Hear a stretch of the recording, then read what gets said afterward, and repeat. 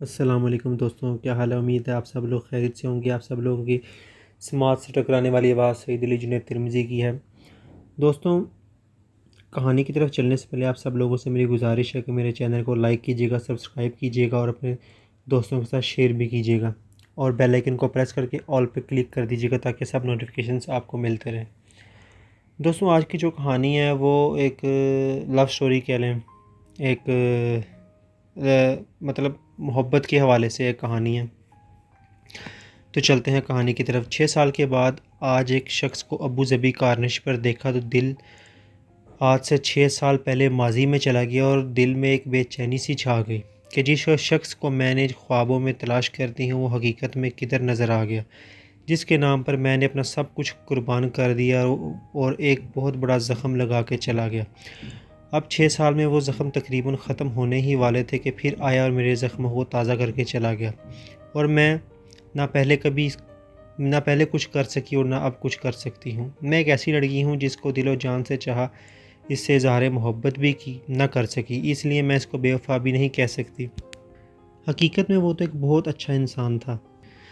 दोस्तों, मेरा नाम नौरीन है और मैं ज़िला बाग़ की रहने वाली हूँ। मेरा एक भाई जो मुझसे बड़ा है और एक भाई बहन नहीं है। मेरे वालिद साहब एयर फोर्स में मुलाजमत करते हैं, इसलिए हम सब इनके साथ इस्लामाबाद में ही रहते हैं। इस वक्त की बात है जब मैं तकरीबन 16 साल की थी और मैट्रिक में पढ़ती थी और अल्लाह का शुक्र है अच्छी खासी खूबसूरत भी थी। एक दिन मैं अपनी अम्मी के साथ पिंडी खाला के घर से वापस आ रही थी, रावलपिंडी से यानी कि वापस आ रही थी। हम बस में सवार हुए तो कंडक्टर ने जब किराया मांगा ना, तो अम्मी का पर्स कहीं गिर गया हुआ था और मेरे भी पैसे अम्मी के ही पर्स के अंदर थे। जब कंडक्टर ने हमसे किराया मांगा तो अम्मी के पास उनका पर्स नहीं था और मेरे भी पैसे अम्मी के पर्स के अंदर थे, तो हम दोनों के पास यानी कि पैसे नहीं थे। तो अम्मी ने कंडक्टर को सारी बात समझाई कि मेरे साथ ये मसला हो गया है, मेरा पर्स नहीं है, मेरा पर्स कहीं गुम हो गया है। तो कंडक्टर ने बुलंद आवाज़ के साथ ऊंची आवाज़ में इस तरह कहना शुरू कर दिया कि चालाक औरतें मेरे पास रोज़ आती हैं इस तरह की और चक्कर और फ्रॉड करती हैं। अगर किराया है तो ठीक, वरना यहीं गाड़ी से उतर जाओ। हमारी तो इज़्ज़त यानी कि इस तरह अगर कोई करे बुलंद आवाज़ में तो ज़ाहिर सी बात है इंसान की इज़्ज़त जो है खाक में मिल जाती है। अब इन लोगों के सामने गाड़ी से कैसे उतर सकती थी। मैं तो यही कहती थी कि इधर सबसे मतलब बम फटे और सब खाक में यही मिल जाए या ज़मीन फटे उसके अंदर चली जाऊँ। इससे पहले कि कंडक्टर कुछ और बोले, मैंने अम्मी को कहा चलो उतर जाते हैं अम्मी, किसी पीसीओ से अब्बू को फ़ोन करेंगे। इस वक्त मोबाइल भी नहीं था, मोबाइल नहीं हुआ करता था। अभी हम उठने ही वाले थे, कंडक्टर ने पीछे से आवाज़ दी कि बीबी आपका किराया हो गया है। हम एक दूसरे की तरफ देखने लगे और हैरान भी थे कि ये हमारा किराया किसने दिया। तो हमने इससे पूछा कि हमारा किराया किसने दिया। इस आदमी ने कहा कि जो पीछे एक आदमी बैठा उसने आप लोगों को किराया दिया। मैं दिल ही दिल में खुश भी हुई कि इस आदमी ने हमारी इज़्ज़त बचा ली और दिल ही दिल में ये भी सोच रही थी कि इस आदमी को क्या ज़रूरत है हमारा किराया देने की, आखिर इस शख्स ने हमारा किराया क्यों दिया। इस तरह सोचते सोचते खैर हमारा स्टॉप आ गया। इधर वो शख्स भी उतर गया और अम्मी से पूछा आपने किधर जाना है। अम्मी ने इससे कहा कि हम एयरफोर्स कॉलोनी में हमने जाना है। इसने कहा मैं भी उधर ही जा रहा हूँ। वो छोटे कद का मालिक था, इतना कोई खूबसूरत आदमी नहीं था, लेकिन इस वक्त वो मुझे बहुत ही प्यारा लग रहा था। इसने हमारी इज़्ज़त जो बचाई थी। अम्मी ने इसका शुक्रिया अदा किया।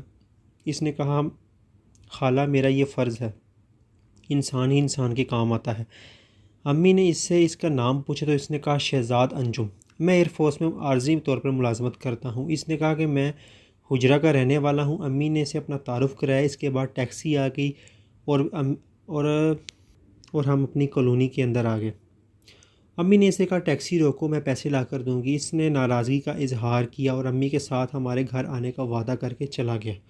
पूरे रास्ते मैंने ना मेरी इससे बात हुई ना इसने मुझसे कोई बात की, लेकिन दिल ही दिल में मैं इस शख्स की दीवानी हो गई थी। वो खूबसूरत तो नहीं था, लेकिन इसकी अदा मुझे बहुत प्यारी लगी थी। वो बहुत अच्छे तरीके से बातचीत करता था। इससे पहले ज़िंदगी में मैंने कई ऐसे मर्द, अपने ख़ानदान के भी कुछ कई ऐसे मर्द जो मतलब औरतों से सही तरीके से बात नहीं करते, लेकिन उसकी अदा ही कुछ और थी। अभी मेरी उम्र ऐसी ही थी, लेकिन इसके बारे में बहुत सोचने लगी थी। घर जाकर अम्मी ने इसकी कहानी सबको सुनाई। सब इसकी बहुत तारीफ़ करने लगे। अब मैं इसका रास्ता देखने लगी, कब वो आए और इससे बात करूं। 2 दिन के बाद अपनी सहेलियों के साथ फातिमा जनाब पार्क गई। कि इधर से 3 लड़के आ गए। इनमें से एक वो भी था जो हमारे पास से गुज़र के, लेकिन इसने हमसे कोई बात नहीं की। मेरी एक सहेली बहुत अच्छी थी, मैंने अपनी सहेली को अपनी सारी कहानी सुनाई। और दोस्त मेरी जो है ना अटक की रहने वाली थी, उसका नाम सहरिश था। इसने मुझे कहा कि मोहब्बत के चक्करों में पड़ने की कोई ज़रूरत नहीं है, अपनी पढ़ाई पर तवज्जो दो। लेकिन मेरा ख़्याल किसी और तरफ जाता ही नहीं था। हमारी कॉलोनी में बहुत अच्छे खासे खूबसूरत लड़के भी थे जिनकी कोशिश होती थी कि कोई लड़की हमसे बात करे, लेकिन मैं इनको लोफर समझा करती थी। इन चक्करों के बारे में कभी सोचा भी नहीं था, लेकिन ना जाने शहज़ाद के अंदर ऐसी कौन सी चीज़ थी जो मुझे इसकी तरफ खींचती और मैं इसकी मोहब्बत में डूबती चली गई। एक दिन अम्मी मार्केट गईं, जब वो वापस आईं तो इनके साथ शहज़ाद भी था। इसने आते ही मुझे सलाम किया और एक दूसरे से खैरियत दरियाफ़्त की। मेरी अम्मी ने कहा, नौरीन तो आपकी बहुत तारीफ़ करती, कहती कि शहज़ाद जैसा अच्छा इंसान आज तक नहीं देखा। तो इसने कहा, अल्लाह करे ऐसा ही हो। अम्मी के साथ रूम में बैठकर गपशप होने लगी। मैं चाय बनाने के लिए चली गई और अम्मी और शहज़ाद बातें करने लगे।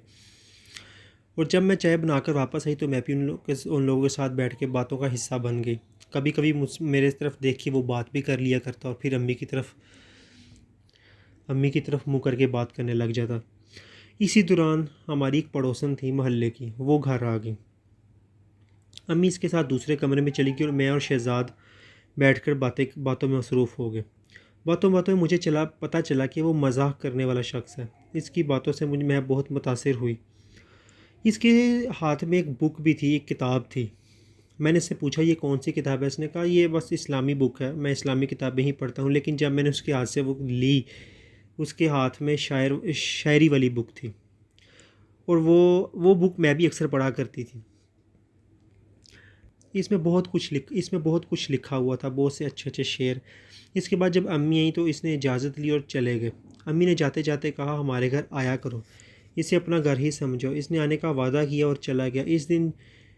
इस दिन से जो मेरी गुफ्तगू हुई, मैं इस गुफ्तगू की वजह से और ज़्यादा इसके करीब हो गई। फिर 2-4 दिन के बाद इसकी मेरी मुलाकात पार्क में हुई। इधर उधर की बातें हुई और वो चला गया। मैं हर बार कहती, अब इससे मुलाकात हुई तो अपने दिल का हाल ज़रूर सुनाऊंगी, लेकिन शहज़ाद के सामने जाती तो हिम्मत ही ना पड़ती। इसी तरह करते करते 2 माह गुजर गए और उसकी वो बुक शायरी वाली आज भी मेरे पास थी। वो कई सहेलियों के पास गई, मैंने अपनी सहेलियों को दी, वो कई सहेलियों के पास से होती हुई। अब मैं हर काम करते करते रुक जाती, बस इसी के ख्यालों में खोई हुई थी। बाकी सब कुछ मैं भूल गई। बस अब मैंने वादा किया कि जिस दिन मैं इसको ये किताब दूंगी, इसके अंदर एक लेटर रख दूंगी और अपनी मोहब्बत का इज़हार यूँ करूँगी। यही कुछ करते करते दिन गुज़र गए और मैं इस दिन का इंतज़ार कर रही थी कि वो आए और मैं इसे किताब दूँ। मैंने ख़त लिखा हुआ था और अचानक मेरी पिंडी वाली खाला का फ़ोन है कि वो सख्त बीमार हैं। उन्होंने कहा कि नौरीन को मेरे पास 2-4 दिन के लिए भेज दो। ये ख़बर मेरे लिए मौत से कम ना थी। इसने मेरी हंसती मुस्कुराती ज़िंदगी को गमों में बदल दिया। कुछ यूँ हुआ कि खाला के पास पिंडी चली गई। इधर खाला काफ़ी बीमार हो गई और मैं 7 दिन खाला के पास रही। दिल तो 1 घंटा रहने का नहीं करता था, लेकिन क्या करती, मजबूर थी। और जब 7 दिन के बाद वापस आई तो सहरिश ने कहा कि शहज़ाद बाहर चला गया हुआ है, वो वापस आएगा। मैंने से कहा, आपको क्या पता है? तो इसने कहा, जिस दिन वो गया उस दिन तुम लोगों के घर आया था और तुम्हारी अम्मी से मिलकर ही गया है वो। उसने इधर से नौकरी छोड़ दी है और वो बाहर जाके शिफ्ट हो गया है। और मैं कमरे में जाकर काफ़ी रोने लगी। अम्मी ने रोने की वजह पूछी तो मैंने कहा, बस पेट में दर्द है। कुछ देर के बाद अब्बू आ गए और अब्बू मुझसे बहुत प्यार करते थे। इन्होंने मुझे अपने सीने से लगाया तो मैं बुलंद आवाज़ से रोने लगी। दिल तो करता था कि सब कुछ अब्बू को बता दूं, लेकिन अब क्या फ़ायदा। अब्बू ने इसी वक्त डॉक्टर को बुलाया। डॉक्टर ने आकर मेरा ब्लड प्रेशर चेक किया, दवाई वगैरह देकर चला गया। इसको क्या मालूम था इसको कौन सी बीमारी है। इस दिन के बाद मेरा किसी चीज़ की तरफ दिल नहीं लगता था। आहिस्ता आहिस्ता मेरे अम्मी अब्बू को सब मालूम हो गया, क्योंकि मैं अपने भाई के साथ बहुत फ्री थी। वो मेरा भाई तो था, मेरा दोस्त भी था। मैं इससे दिल की अपनी हर बात शेयर किया करती थी। इस दिन अम्मी ने अब्बू को बताया।